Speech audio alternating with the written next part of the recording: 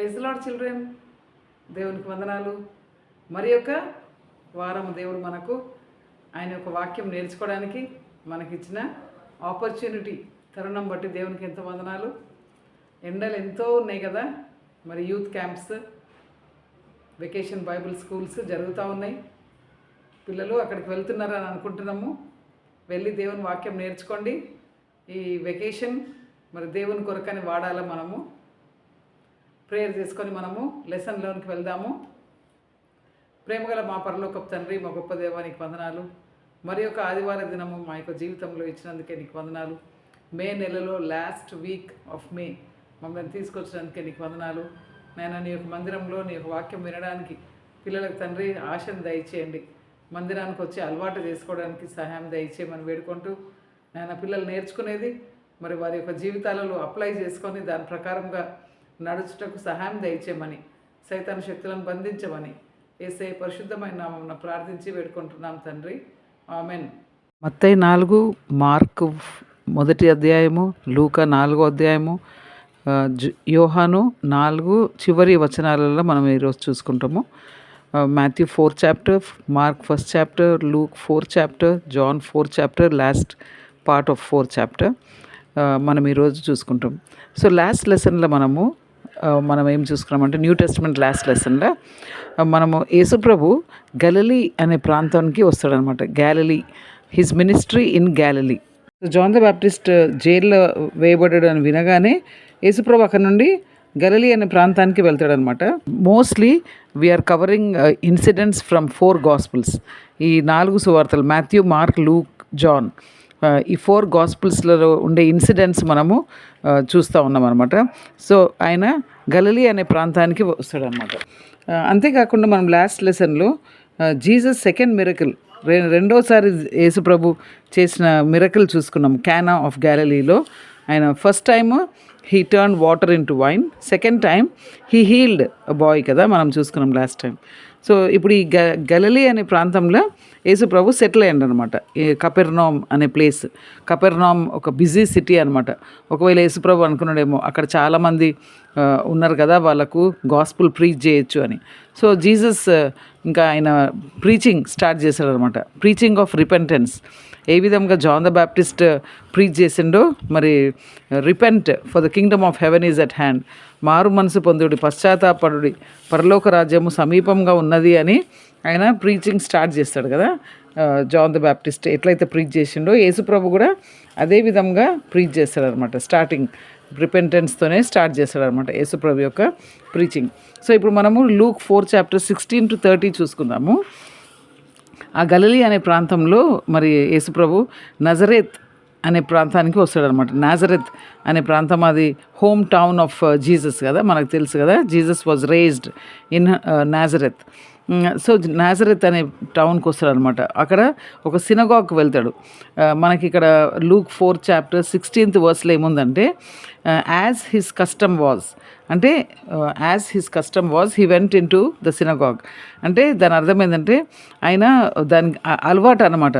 Synagogue వెళ్ళేది అలవాటు, అంటే దేవుని మందిరానికి వెళ్ళేది అలవాటు అనమాట. సో ఇక్కడ మనం ఒక లెసన్ నేర్చుకోవచ్చు కదా, మనం దేవుని మందిరానికి వెళ్ళాలా అనేది. అది యేసుప్రభువుకు ఉండే అలవాటు మనం కూడా చేసుకోవాలి. అంతేకాకుండా ఆయన చేతిలో ఇక్కడ మనకు బుక్ అనే మాట 3 times మనకు కనిపిస్తుంది. ఓకే, సో యేసుప్రభు చేతికి ప్రాఫెట్ ఎసియాస్ బుక్ ఇవ్వబడ్డదంట. అది ప్రింటెడ్ ఫామ్ కాదు, ఎందుకంటే ప్రింటింగ్ ప్రెస్ అప్పుడు రాలే కదా. సో అది అప్పుడు స్క్రోల్స్ అనేటివి ఉండే అనమాట. అంటే వాళ్ళు చేతితో రాస్తూ ఉండమాట. They use to make copies of God's word. So ఆ విధంగా ఆ యొక్క ఏదైతే రాయబడ్డదో ఆ యొక్క స్క్రోల్ ఆయన చేతికి ఇవ్వబడ్డదనమాట. సో అప్పుడు ప్రాఫెట్ ఎసేయాస్ బుక్లో నుండి ఆయన చదువుతాడనమాట. ఐజేయా బుక్లో నుండి ఆ యొక్క వాక్య భాగంను యేసుప్రభు చదువుతాడనమాట. చదివిన తర్వాత ఆయన ఆ యొక్క బుక్ క్లోజ్ చేస్తాడు. ఆ స్క్రోల్ క్లోజ్ చేసి అక్కడ ఉండే మినిస్టర్కు ఇస్తాడనమాట. సో అందరి కళ్ళు యేసుప్రభు మీదనే ఉండే అనమాట. అందరు అనుకుంటా ఉన్నారనమాట, యేసుప్రభు మాటలు ఎంత బాగున్నాయి కదా, ఎంత గ్రేషియస్ వర్డ్స్ కదా అని అందరూ అనుకుంటా ఉన్నారనమాట. సో యేసుప్రభు అంటాడనమాట, no prophet is accepted in his own country. Nazareth ఆయన ఓన్ కంట్రీ కదా, హోమ్ టౌన్ కదా, కానీ అక్కడ నాజరత్లో మరి నన్ను ఎవరు కూడా యాక్సెప్ట్ చేయరు అనే విషయము అక్కడ వాళ్ళకు మెల్లగా చెప్తాడనమాట. ఎందుకంటే ఏమంటాడంటే, మరి ఎలైజా టైంలో మరి అక్కడ చాలామంది విడోస్ ఉండే, కానీ ఆ యొక్క ప్రాఫిట్ ఎవరి దగ్గరకు వచ్చిండు, ఓన్లీ ఆ సారేపతిలో ఉండే విడో, సారేపతిలో ఉండే విధవరాల దగ్గరికి మాత్రమే మరి ఆ యొక్క ప్రాఫిట్ పంపబడ్డాడు. అంతేకాకుండా ఎంతోమంది లెపర్స్ ఉండే ఆ టైంలో, కానీ ఎలీషా టైంలో, సో ఎలైషా ప్రాఫిట్ టైంలో ఎంతోమంది లెపర్స్ ఉండే, కానీ ఏ లెపర్ హీల్ అయ్యిండు, నేమన్. ఓకే, ఆయన దగ్గరికి, ఆ ప్రవక్త దగ్గరికి వెళ్ళినప్పుడు ఆయన హీల్ అయ్యిండు అనే విషయాలు వాళ్ళు విన్నప్పుడు వాళ్ళకు అర్థమైందనమాట.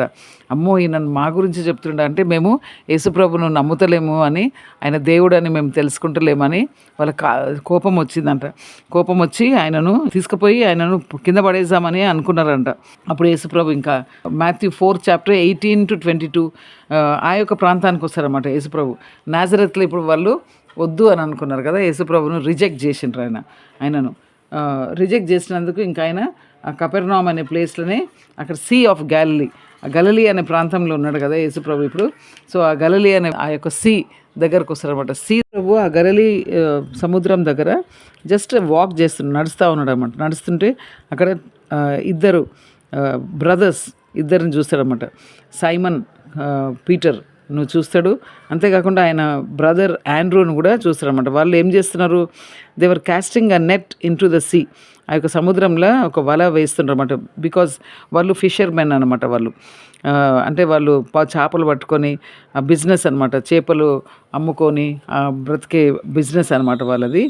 సో ఆ ఫిషర్మెన్ అక్కడ ఉన్నప్పుడు యేసుప్రభు ఏమంటాడంటే, ఫాలో మీ, నన్ను వెంబడించండి, I will make you fishers of men. అంటే మీరు చేపలు పడుతుంటారు కదా, కానీ నేను మనుషులను బట్టే వాళ్ళగా మిమ్మల్ని చేస్తా అని చెప్పగానే వాళ్ళు అక్కడ వాళ్ళ నెట్స్ వదిలేసి యేసుప్రభుని వెంబడించిండ్రంట. అంతే, ఇంకా ముందుకు వెళ్తూ ఉన్నాడంట. ఇంకా 2 బ్రదర్స్ని చూసిండంట, జేమ్స్ అండ్ జాన్. వీళ్ళు సన్స్ ఆఫ్ జెబెదీ అనమాట. సో వీళ్ళిద్దరిని చూస్తాడనమాట. వాళ్ళు ఒక ఓడలో వాళ్ళ ఫాదర్తో ఉండే అనమాట. వాళ్ళ యొక్క నెట్స్ను రిపేర్ చేసుకుంటూ ఉన్నారనమాట. అప్పుడు యేసుప్రభు వాళ్ళని కూడా పిలిచిండంట. వాళ్ళని పిలిచినప్పుడు ఇమీడియట్గా అంట వాళ్ళు ఆ షిప్ వదిలేసిండ్రంట, వాళ్ళ ఫాదర్ని వదిలేసిండ్రు, వాళ్ళ నెట్స్ అవన్నీ వదిలేసి ఇంకా యేసుప్రభును వెంబడించిండ్రు అనే మాట మనం ఇక్కడ చూస్తున్నాం అనమాట. సో యేసుప్రభు ఇంకా గలిలీ ప్రాంతంలో అన్ని సినగాగ్స్లలోకి వెళ్ళి, యేసుప్రభు దేవుని యొక్క రాజ్యము వచ్చేసింది, మీరు మారు మనసు పొందాలా, మీరు పశ్చాత్తాపడాలా అని చెప్పేది కాకుండా, అంతేకాకుండా ఎంతోమంది బాగలేని వాళ్ళు, ఎంతోమంది సఫరింగ్ పీపుల్ను బాగా చేస్తారన్నమాట యేసుప్రభు. సో అక్కడ ఎంతోమందికి దేవుని యొక్క వాక్యం చెప్పబడ్డది. అంతేకాకుండా మరి ఎంతోమంది బాగుపరచబడ్డారు అనమాట. చాలామంది మనుషులు వస్తూ ఉండేనంట యేసుప్రభు దగ్గరికి. జూడియా ప్రాంతం నుండి, బియాండ్ జోర్డన్ నుండి యేసుప్రభు దగ్గరికి ఎందుకు వస్తున్నారు అంటే హీల్ కావడానికి. అంతేకాకుండా ఈయన ఎందుకు చెప్తున్నాడు విందాము అనే విషయాలు దాని కొరకని యేసుప్రభు దగ్గరికి వస్తూ ఉంటారనమాట. సో మనము 2 థింగ్స్ చూసినాం ఈరోజు. యేసుప్రభు ఏ విధంగా నాజరత్లో ఆయనను వద్దు అనుకున్నారు కదా. సో అంతేకాకుండా మరి ఏ విధంగా 4 brothers, 2 brothers Peter, Andrew and James and John, వాళ్ళు ఏ విధంగా యేసుప్రభును వెంబడించిండ్రు అనే విషయాలు మనము చూసుకున్నాం. నెక్స్ట్ లెసన్స్ వరకు దేవుడు మనకు సహాయం చేయండి కాక.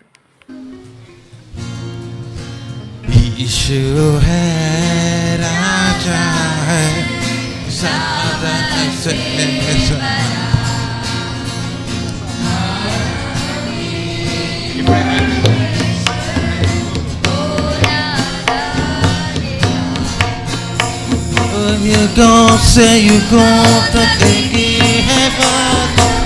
My marca suna dameta pas. Voheva zabchakti man sky.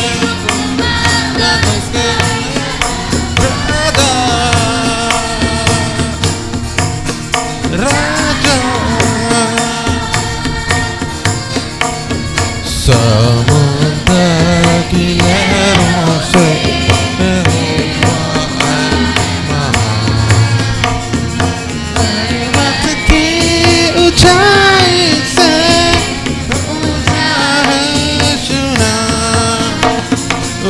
युगों से युगों तक एक ही है बादशाह, महिमा का सिंहासन पर बैठा बादशाह, वो है सर्वशक्तिमान उसका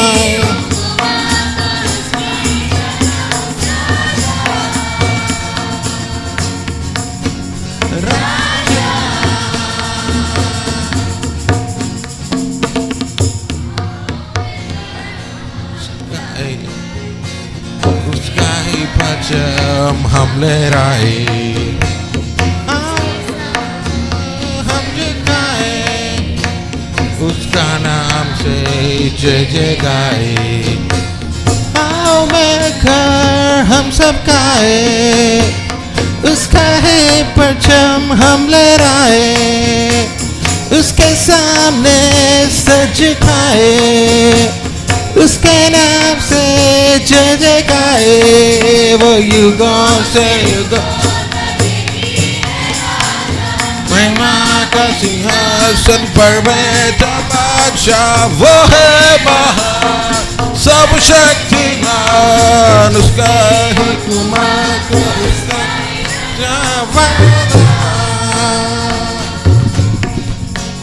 राजा।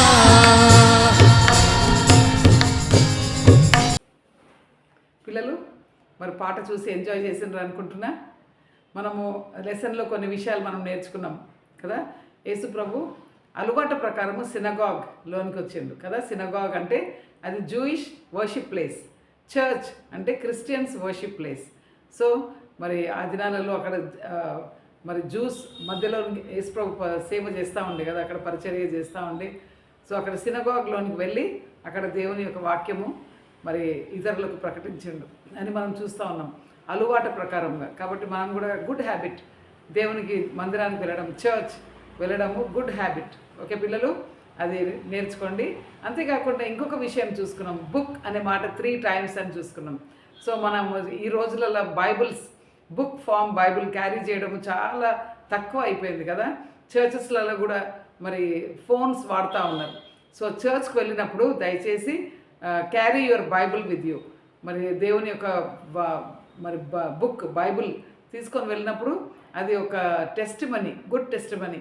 వేరే వాళ్ళు చూసినప్పుడు బైబుల్ పట్టుకొని వీరు వెళ్తున్నారు, చర్చ్కి వెళ్తున్నారు వీళ్ళు అని మనకు మరి అదొక సాక్ష్యం అన్నమాట. సో బైబుల్ యాప్స్ అవి మీరు ఎప్పుడు యూజ్ చేయాలంటే మనం ఎక్కడికైనా ట్రావెల్ చేస్తుంటే, బస్సులో వెళ్తుంటే, లేకుంటే ఎక్కడైనా వెయిటింగ్ పీరియడ్ ఉంటే, ఎక్కడైనా మనం కూర్చొని ఉంటాం కదా. సో వెయిటింగ్ ఉన్నప్పుడు అప్పుడు మనం మన ఫోన్ తీసుకొని మరి ఏవేవో చూడకుండా మరి బైబిల్ యాప్ తీసుకొని మనం చదువుకోవచ్చు. కానీ చర్చ్కు మాత్రం బుక్ ఫామ్ బైబిల్ తీసుకొని రావడము అది గుడ్ హ్యాబిట్. అంతేకాకుండా మనం ఇంకొక విషయం చూసుకున్నాం, పీటర్, ఆండ్రూ, జేమ్స్, జాన్ వాళ్ళని దేవుడు పిలవగానే, యేసుప్రభు పిలవగానే they left everything and followed Jesus కదా. అన్నీ వదిలిపెట్టేసి యేసుప్రభును వెంబడించిండ్రు. సో యేసుప్రభును వెంబడించడానికి టోటల్ కమిట్మెంట్ చాలా అవసరం అనమాట. మనము యేసుప్రభువును నేను నిన్ను వెంబడిస్తున్నా, ఐఎమ్ క్రిస్టియన్ అని చెప్పినప్పుడు క్రిస్టియన్గా ఉండడము చాలా కష్టం, నారో వే కదా మనం ఉన్నది. కానీ అయినా కానీ మనము we have to carry our cross and follow Jesus every day. Okay పిల్లలు, అంతేకాకుండా మరి పీటర్ యేసుప్రభు ఏం చెప్పిండు, I will make you fishers of men అనే మాట అన్నాడు కదా. సో యాక్ట్ 2nd chapterలో మనం చూసినప్పుడు నిజంగా ఎంతమంది యేసుప్రభుని నమ్ముకున్నారు కదా. అక్కడ ఎంతమంది రిపెంట్ అయ్యి మరి యేసుప్రభుని నమ్ముకున్నట్లు అక్కడ 3,000 souls were added to that church at Jerusalem. Okay, మనం అక్కడ చూస్తే అది మనకు కనిపిస్తూ ఉంటుంది. కాబట్టి మరి ఫిషర్స్ ఆఫ్ మెన్ దేవుడు యేసుప్రభు మరి పీటర్ను చేసినట్లు మనం అక్కడ చూస్తున్నాం అనమాట. కాబట్టి ఈ యొక్క విషయాలన్నీ పిల్లలు బాగా అర్థం చేసుకోండి. మరి దేవుని వాక్యం చక్కగా నేర్చుకోండి. మరి నెక్స్ట్ జనరేషన్కు మీరే అనమాట యేసుప్రభు యొక్క వాక్యం చెప్పేవారు మీరే. కాబట్టి మేము ఇక్కడ మేము ఎంతో ప్రయాసపడి మేము ఇక్కడ చేస్తూ ఉన్నాము. మీరు కూడా ఈ యొక్క లెసన్స్ విన్నప్పుడు మరి ఆ యొక్క లెసన్స్ మీరు అర్థం చేసుకోండి, వేరే వారికి షేర్ చేయండి, మరి సబ్స్క్రైబ్ చేయండి, లైక్ చేయండి.